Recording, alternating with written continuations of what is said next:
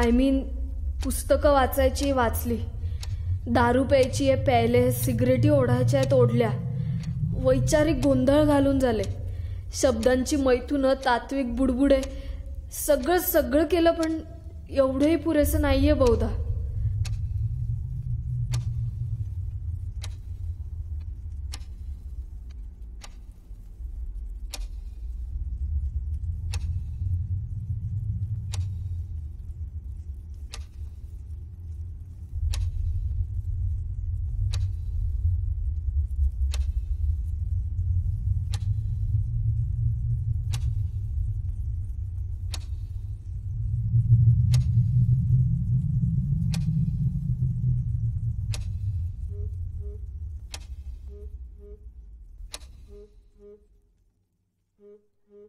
इतके आलो जवळ जवळ की जवळपणाचे झाले बंधन.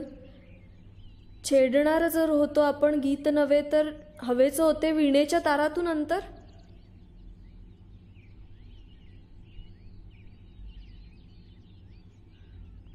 पाडगावकरांना कसं कळलं ना जवळकीने नेहमी बंधनच वाढतात. कारण तू म्हणजे मंगेश पाडगावकर नाहीस आणि तुला नसली तरी नात्यांची पोच त्यांना आहे. पोच माय फूट. हे नाती भीती सगळं झूट असतं, नुसत्या पायातल्या बेड्या आहेत. देवानी तोंड दिलंय आणि शब्द जोडून वाक्य तयार करायची अक्कल दिली, म्हणजे वाटेल तसं ते वापरायचं नाही. म्हणजे काय काही खोटं आहे का त्यात? नाती म्हणजे काय कारण मागण्याचं परमनंट लायसन्सच. तू हे का केलं, असं का केलंस, कमवायला लागलीये तर जास्त अक्कल आलीये का, आम्हाला विचारायला काय झालं होतं, आम्ही काय मेलो होतो का, तू हे तू ते. तुझ्या घरचे तुला इतकं चांगलं ओळखतात माहित नव्हतं मला. प्रश्न मला ओळखण्याचा नाहीये, नुसता त्रास असतात ही नाती. मला माझं म्हणून असं काही करण्याचा स्कोपच नाहीये. जन्माला कुठे यावं हा चॉईस आपला नाही, जन्माला आल्यानंतर काय करावं हाही चॉईस आपला नाही. नात्यांचा वास्ता द्यायचा नाडवायचं, जाणार कुठे. एखादी गोष्ट करताना कारण नाही द्यावं लागलंय याचं सुख काय असतं ना कुणास ठाऊक. तू पण त्यातलाच. हो मग काय, गाणी ऐकताना जोरजोरात मान का हलवतेस, एकाच पायात अँकलेट का घालतेस, एवढा खर्च का करतेस. तुला फक्त एवढंच लक्षात राहतं का? नाही, पण लक्षात न राहण्या इतकं कमी पोटेन्शियल नाहीये त्यात. असं कधी झालंय सांग ना की मी एखादा निर्णय घेतलाय आणि कुठलंही मतप्रदर्शन न करता, जे की इनफॅक्ट मी मागितलेलंच नसतं, तुम्ही लोकांनी त्याला पाठिंबा दिलाय. कधी झालंय असं सांग. वाटेल ते हरेन. ठीक आहे, यापुढे तुझ्या मनासारखंच होऊ देत. खरंच?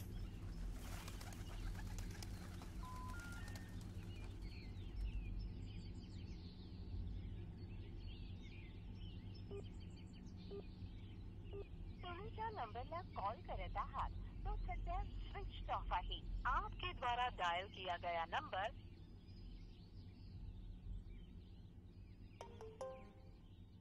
एकटं तर एकटं जगून बघ, पण त्यातच रमलीस तर परत येऊ नकोस. जा तेल लावत.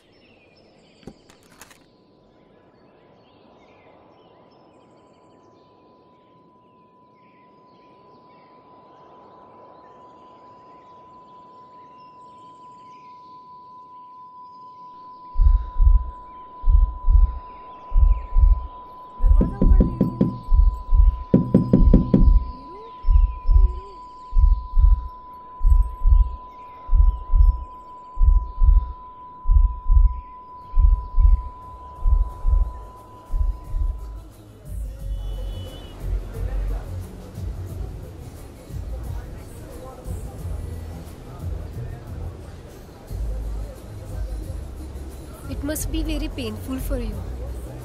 I know.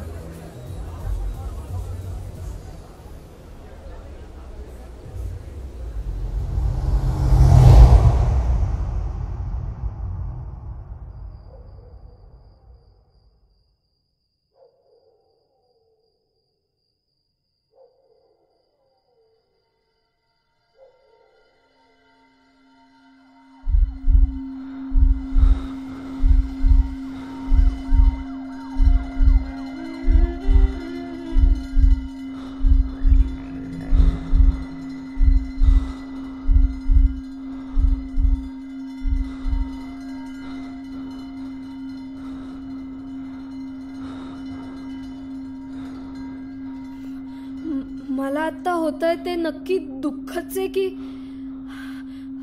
हायपर एन्झायटीमुळे आलेला नमनेस.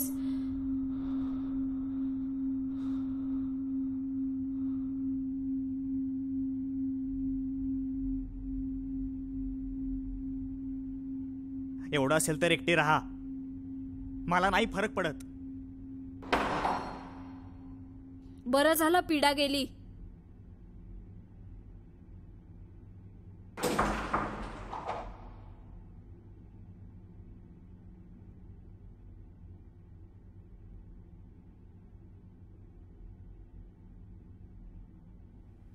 मी जे बोलत असते ते मला म्हणायचं नसतं कित्येकदा.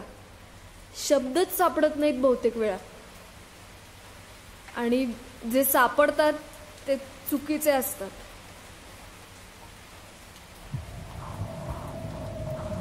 मुसळधार पाऊस कोसळत असतो तेव्हा तुम्ही जगात एकटेच आहात असं का वाटत राहतं?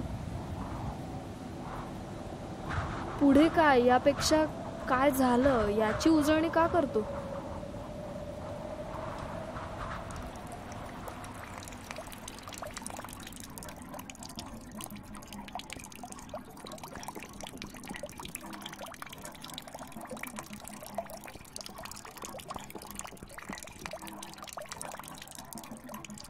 आधी ती वेदना कुठे असते? आधी ते खरचटणं दुखत कसं नाही?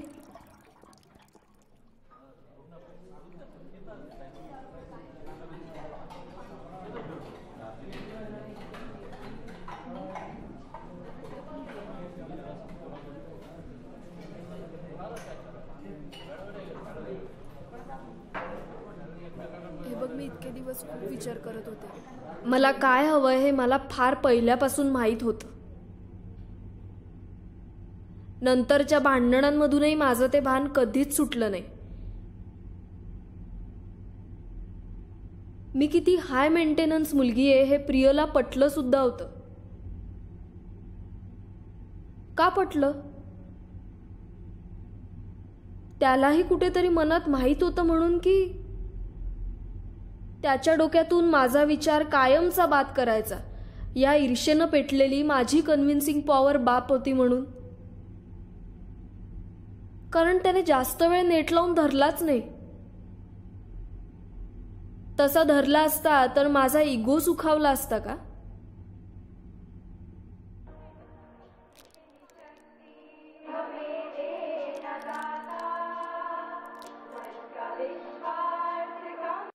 The 2040. प्रणयम के द्वारा तुम्हारा मन तुम्हारी नियंत्रण में आ जाएगा, जो बहुत बड़ी बात है. श्वासों को बाहर छोड़ते जाएंगे, कुछ ऐसा ही होगा.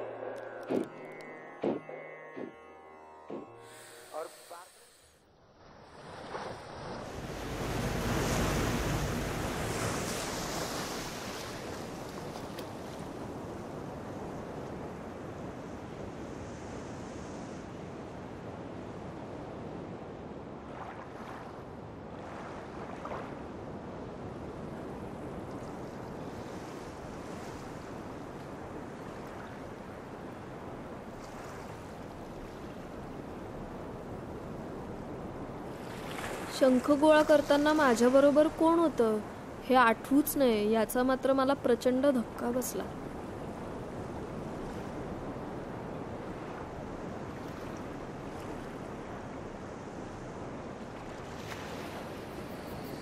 फार छान हसायचा तो.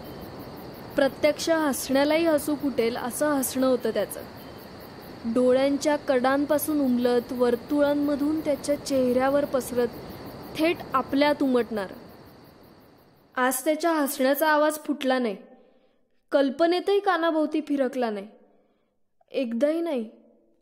मला कसं अगदी चुकल्यासारखंच झालं, आणि त्याच वेळी सुटल्यासारखं सुद्धा.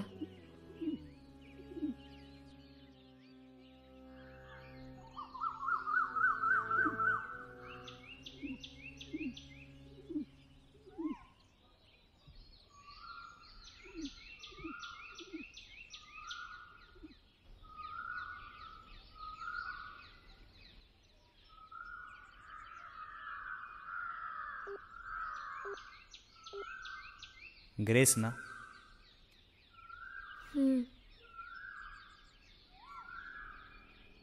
या क्षणी जर तू मला हवा झालास तर मी तुला कुठून आणि कसं बोलवू?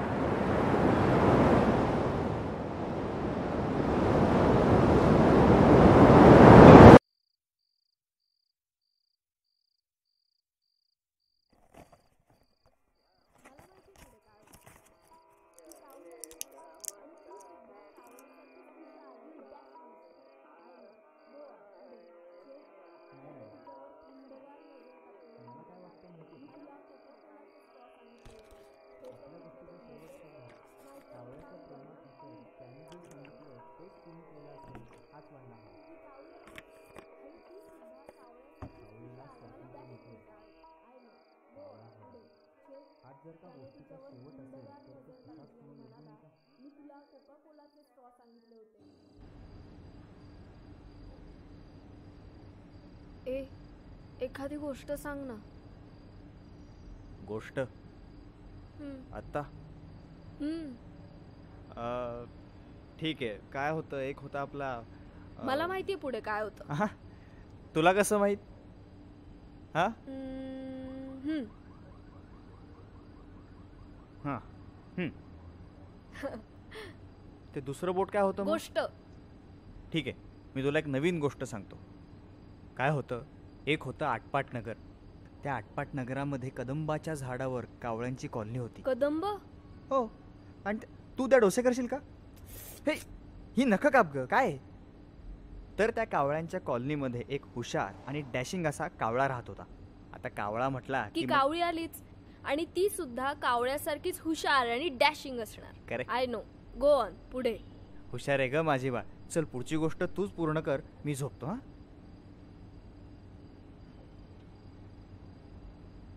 ते दोघं लिव्ह इन मध्ये राहत असतात. इंटरेस्टिंग.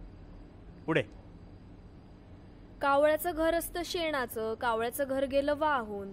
ही मिडिऑकर गोष्ट कावळ्याला जाम कंटाळवाणी वाटत असते. हो. आणि मग चिमणीचं मेणाचं घरटं काय झक मारेल असं तो एक पक्क घर करायचं ठरवतो. हो. आणि ही योजना तो सगळ्यात आधी कावळीला सांगतो. Made for each other. कावळी सगळं सामान सुमान जमवायला सुरुवात करते. मग कोका कोलाच्या स्ट्रॉऐवजी पक्क्या अशा KFC आणि मॅकडीच्या स्ट्रॉ आणते. सगळं सामान जमवते आणि कावळ्या पुढे टाकते. तिला वाटतं की कावळा तिला जवळ घेईल, 4 प्रेमाचे शब्द सांगेल. नाही सांगितले? छे. त्याने तिच्यावर थंडगार नजर टाकली आणि म्हणाला, मी तुला कोका कोलाचे स्ट्रॉ सांगितले होते. हे तर कुठले तरी भलतेच आहेत. नाहीतर एक काम कर ना, तू काही काम करूच नकोस. सगळं सामान मीच जमा करतो. बिचारी कावळी ग. मग काय झालं पुढे गोष्टीत? पुढची गोष्ट आता तू कंप्लीट कर. मी डोसे करायला घेते. मला काय वाटतं माहितीये का, की कावळ्याच्या प्रेमाखातर त्याला जे हवंय तेच तिने केलं असेल. नाहीतर कारण मे बी. तुला मी तेलाचं पॅक आणायला सांगितलं होतं. आणलंयस का? नाहीतर डोसे विसरा. तर आणलंय ना. पण बस ना, मी काय म्हणतो की कावळ्याच्या प्रेमाखातर त्याने जे सांगितलं तेच तिने केलं असेल. कारण जर उद्या तिला वाटलं तर ती स्वतःचं हक्काचं घर बांधू शकते. हो ना? म्हणूनच मी ते तेलाचं सांगायचं राहिलं. मी सनफ्लॉवर ऑइल नाही आणलं, सफोला आणलंय. अरे का? कशाला तू ते आणलंस? कशाला स्वतःची अक्कल पाजवत यार? एक काम दिलं होतं करायला, ते पण धड नाही केलंस तू.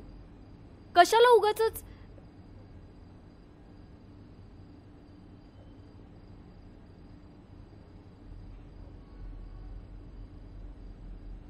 नाही राणी, मला काय वाटतं माहितीये का, आपल्या गोष्टीचा शेवट सुद्धा कावळ्याच्या प्रेमाखातर त्याने जे सांगितलं तेच तिने केलं असेल हाच व्हायला हवा. कावळीला स्वातंत्र्य नकोय. कावळा हवाय. हाच जर का गोष्टीचा शेवट असेल तर तो तसाच होणं योग्य नाही का?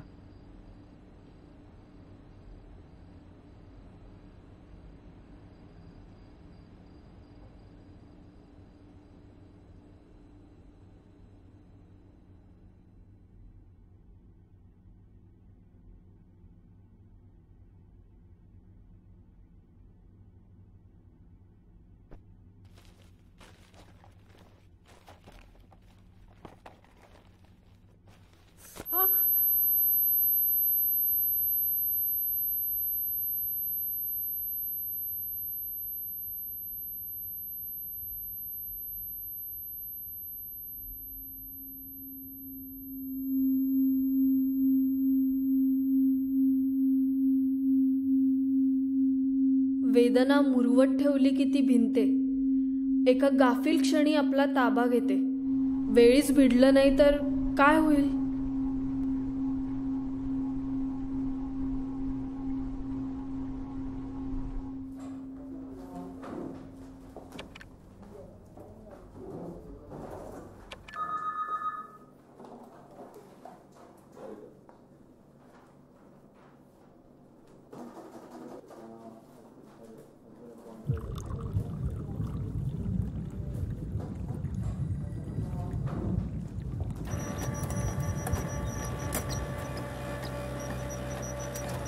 कायम प्रियभोवती विणलेलं आयुष्य, त्यामुळे त्याच्या नसण्याने आयुष्याचा सेंट्रॉइड सटकल्यासारखा झालाय. एक प्रकारचा व्हॉइड येतो. मग तो व्हॉइड आपण करिअर, पैसा, ॲस्थेटिक्सने भरायला बघतो कसा बसा. आपल्याला हे असलं जे मनोमन ठाऊक असतं त्याचीच भीती सर्वात जास्त वाटते.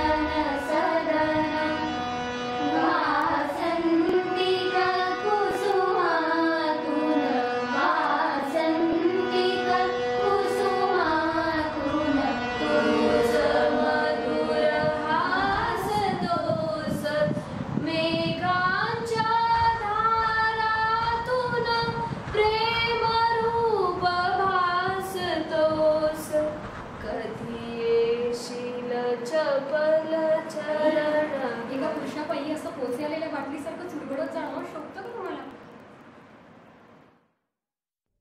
21व्या वर्षी मला धार्मिक बाबींकडे कल असलेले पुरुष आवडायचे. 23व्या वर्षी नास्तिक, विक्षिप्त, लहरी. 25व्या वर्षी शांत, समजूतदार, सहनशील. याला चॉईस बदलणं म्हणतात की मुळातच चॉईस नसणं म्हणतात? मी प्रियच्या प्रेमात पडले तेव्हा माझी मनस्थिती नक्कीच ठीक नसली पाहिजे.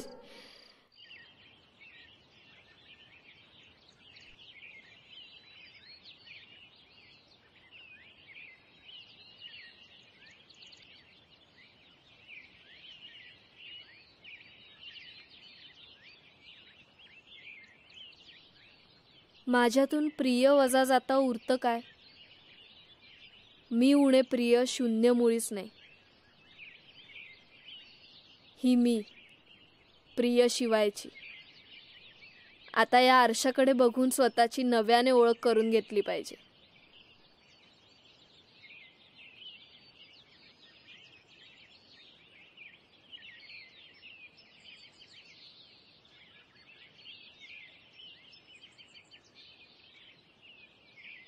प्रियपासून सुटका तेव्हाही नव्हती, आजही नाही.